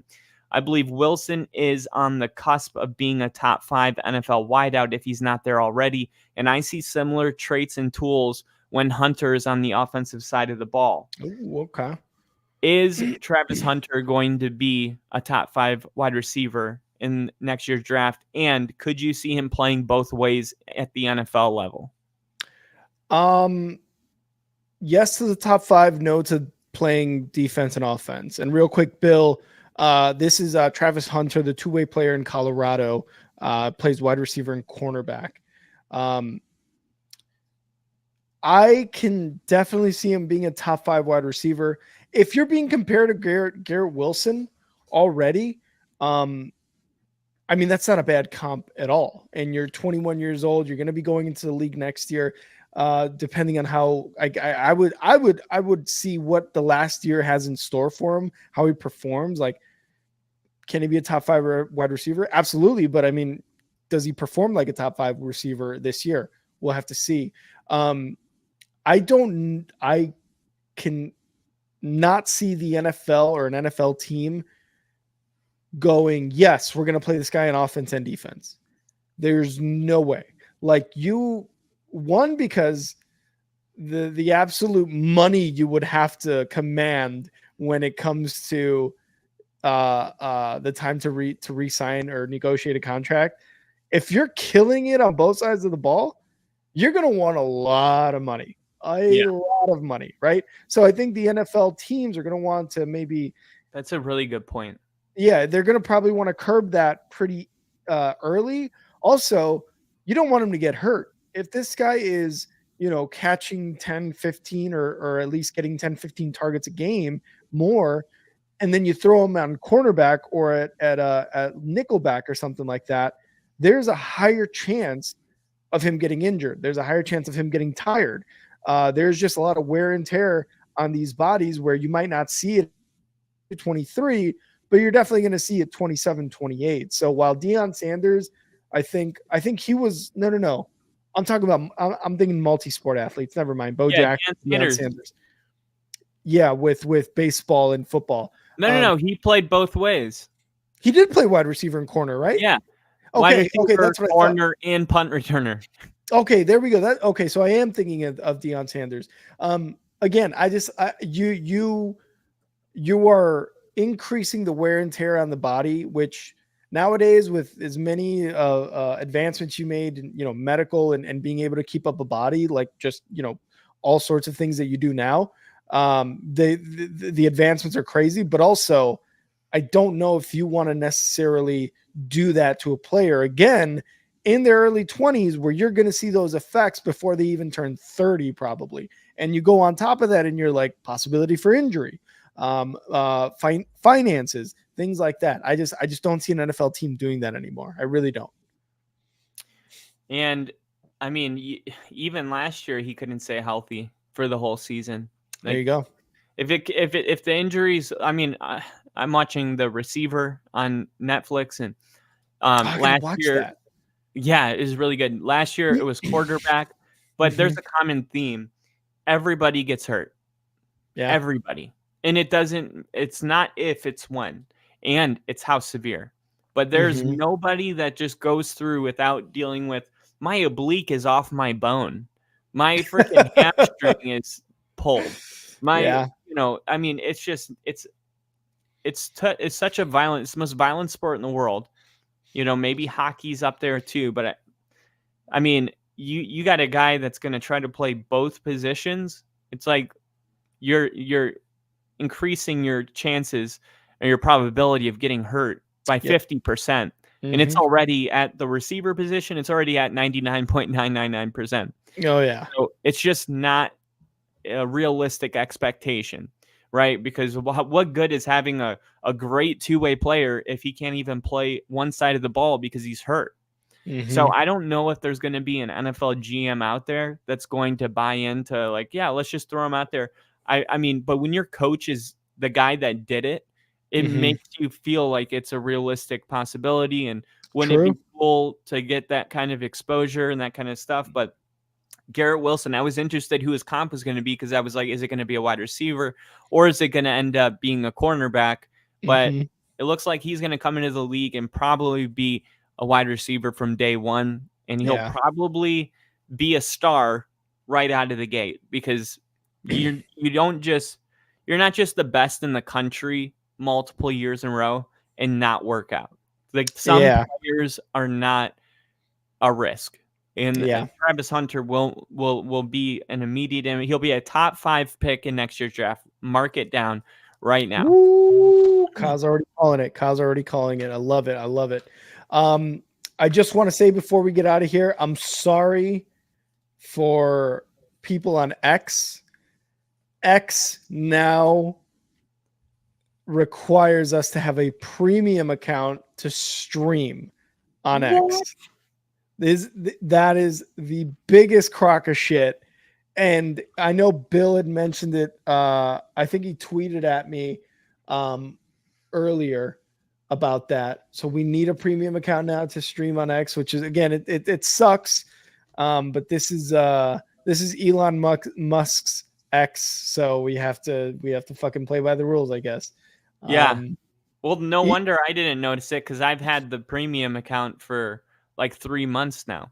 Oh, you're right. And I didn't notice it. Yeah, but so I guess the joke's not on me for having premium anymore. Exactly, right. At least it's not premium plus. That's twice as expensive. Oh, well, I mean, I just like that there's no ads. Like I have YouTube Premium. I've had YouTube Premium for 3 years now. And nice. Yeah, dude, you just don't realize like how much. I think it tells you Premium will send you your report and it's like you saved like 4 hours of ad time. Yeah. That's getting ridiculous. Yeah. And it's like, dude, I don't even know the last time I clicked a YouTube video and had to watch an ad. But when I'm at work and I do it, I'm not logged in. So I get an ad and I'm like, what the? What is this? I haven't seen one of these. And look, when you don't have cable, like I don't use cable. YouTube's my cable. So that's how I justify it in my head. Yeah, I'm getting close to the point of paying for YouTube Premium or whatever to not get ads because 5 ads in like a 20-minute video is actually extremely annoying. Oh yeah, especially a meditation video. Yeah, or even like because I watch a lot of like what do you call it, geopolitical videos, and they cut it off right at the second where they're about to say something crazy, and I'm just like, fuck me, you know what I mean? Yeah, I can't pause my emotions. Yeah, I can't just not be angry anymore. But regardless, sorry guys. Once we start our memberships back up, we will more than likely link that getting all the money in through YouTube into X. That way we can probably afford an account on X and then start streaming through X again. But for now, I guess it's just going to be Twitch and YouTube. But that does not mean you cannot go follow us on X. You can follow me at And Now Rick. You could go follow Kyle at NFL with Kyle. And of course, the Only Football Podcast at Only Football Pod on X. And you guys can go follow my YouTube page at Yo, I'm Rick.